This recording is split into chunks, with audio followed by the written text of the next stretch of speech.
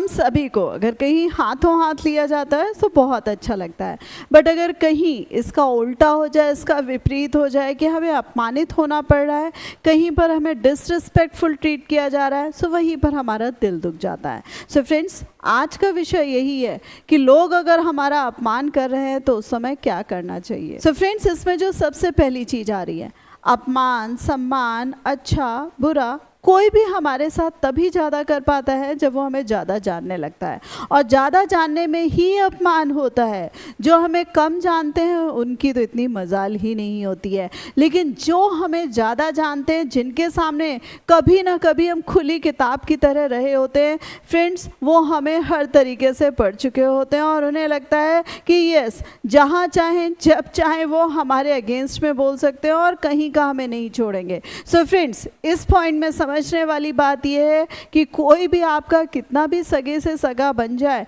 लेकिन उसके सामने ओपन बुक होने की ज़रूरत नहीं है। और यस, यहाँ पर तो आप गलती स्वयं करे बैठे। सो फ्रेंड्स, यहाँ पर ऐसे लोगों के आगे जो आपके बारे में सब जानते हैं, चीज का दम भी भरते हैं कि उनसे ज़्यादा तो आपको कोई जानता ही नहीं है। सो फ्रेंड्स, वहाँ पर मुंह खोलने की ज़रूरत नहीं है। The second thing is this friends, ऐसे जो लोग होते हैं वो चाहते हैं कि आर्ग्यूमेंट्स हो, बहसबाजी हो, और आप भी बताएं कि नहीं भाई ये गलत है या इनका बोलने का तरीका गलत है। फ्रेंड्स, वो चाहते हैं और इसी वजह से वो मौका तलाश कर आपको इस तरीके से बोल रहे हैं। सो फ्रेंड्स, गलती से भी आपको पता लग गया है कि कितने ओछे टाइप के लोग हैं, सो उनसे कहीं पर भी बहसबाजी नहीं करनी है। और जो नेक्स्ट चीज आ रही है फ्रेंड्स, कई बार अपने आप पे काम करने के लिए, अपने आप को ऊपर उठाने के लिए, जब तक कई बार ये अपमान नहीं होता है ना, हमें स्वयं में भी नहीं पता लगा कुछ ना कुछ गलतियां कर रहे हैं या हमें अपने आप में बहुत काम करना बाकी है। सो फ्रेंड्स, ये जो चीज़ होती है ना कि वहाँ पर इंसल्टेड फील हुए, वहाँ पर उसने मुझसे इस तरीके से बिहेव किया, या वहाँ पर उसने मुझसे ठीक तरीके से मुझे देखा ही नहीं, मुझे तवज्जो ही नहीं दी। सो फ्रेंड्स, ये जो सारी चीज़ें होती हैं घड़ी घड़ी ये जो हमें हर्ट करती है फ्रेंड्स, ये कई बार होना बहुत ज़रूरी होता है, क्योंकि उसी समय हमें अपने आप आईने में निहारने का मौका मिलता है और हमें ये एनालाइज भी करना पड़ता है कि भैया कहाँ क्या कमी रह रही है, ऐसा कौन सा पाप कर दिया, या दूसरे लोगों के कंपैरिजन में हम कहाँ कमतर पड़ रहे हैं। सो फ्रेंड्स, अगर आप सारी चीज़ों को इवैल्यूएट करोगे, री-इवैल्यूएट करोगे और रिट्रोस्पेक्ट करोगे, बीती हुई बातों के ऊपर भी सोचोगे, मंथन करोगे, सो कहीं ना कहीं फ्रेंड्स इसमें आपको एक पॉजिटिविटी अपने आप में मिलेगी कि भाई अभी मुझे काम करना है, अभी अपनी प्रोग्रेस पे काम करना है, अभी अपनी सक्सेस पे काम करना है, और यस, मेरा ये जो नेचर खराब हुआ पड़ा है मुझे उसमें भी सुधार करना है। और यस,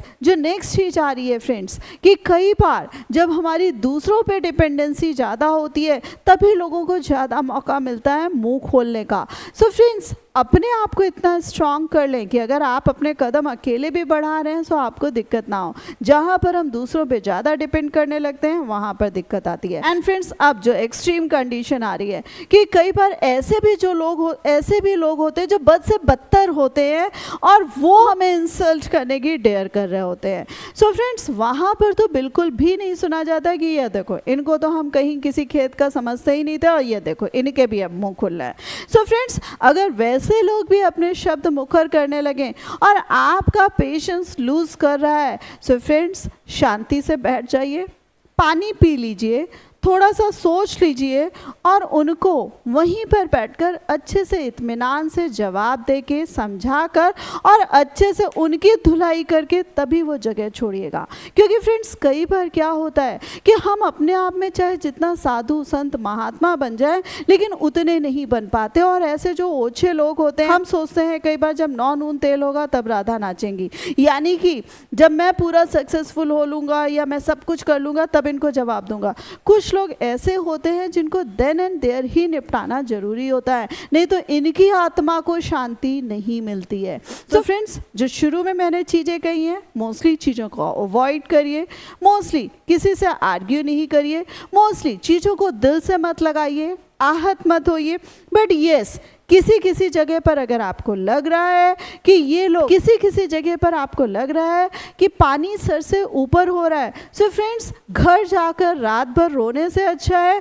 कि देन एंड देयर वहाँ पर लोगों को समझा कर आए। यानी कि वहाँ पर जो आपके शब्द हैं, जो आपकी पर्सनैलिटी है, जो लोग जिस चीज़ को जानते थे और जिस चीज़ से वो आज आपको आहत कर रहे हैं, फ्रेंड्स उनको वो रूप दिखाई दीजिए और उनको बता दीजिए कि भाई तुमने गलत बंदे से पंगा लिया है। सो फ्रेंड्स अपमान सम्मान ये हमारे ऊपर डिपेंड करता है कि किस तरीके की पर्सनालिटी हमने बनाई है। जितना आप दबते जाएंगे, जितना आप सोचते रहेंगे कि नहीं हर जगह मुझे बोलना नहीं चाहिए, रिएक्शंस नहीं देने चाहिए, लोग उतना ही सर पर हावी होते जाते हैं। सो फ्रेंड्स बहुत ज़्यादा नहीं, जहाँ पर जितना शब्दों की ज़रूरत है, जितना रिएक्शंस की ज़रूरत है, उनको बैलेंस्ड वे में देते हुए आगे बढ़ते जाइए। यस, लास्ट में वीडियो को समअप करते हुए बस यही कहूँगी कि ये लोग इतने ओछे होते हैं कि ज़्यादा इनको तवज्जो देने की ज़रूरत नहीं है, अपना समय ख़राब करने की ज़रूरत नहीं है, अपनी एनर्जी ख़राब करने की ज़रूरत नहीं है और अपना ऑरा और अपनी पॉजिटिविटी भी ख़राब करने की ज़रूरत नहीं है। सो अगर आप एक बार ऐसी चीज़ें फेस कर रहे हैं तो समझ जाइए कि वो लोग बेकार है, वो जगह बेकार है और वहाँ पर अगली बार से आपको शिरकत नहीं करनी है। सो फ्रेंड्स अपने आप को वैल्यूएबल बनाना है। सो यस, अपनी इन सारी चीज़ों पर भी काम करना पड़ेगा कि अगर मुझे अपना समय और एनर्जी भी कहीं पे लगाना है तो वो सही लोगों पर और सही समय पर और सही चीज़ों पर लगाना है। सो फ्रेंड्स होप इस वीडियो के माध्यम से बहुत सारी चीज़ें समझ में आई होंगी। तो आज से अपने आप को हर्ट करना बिल्कुल बंद कर दें।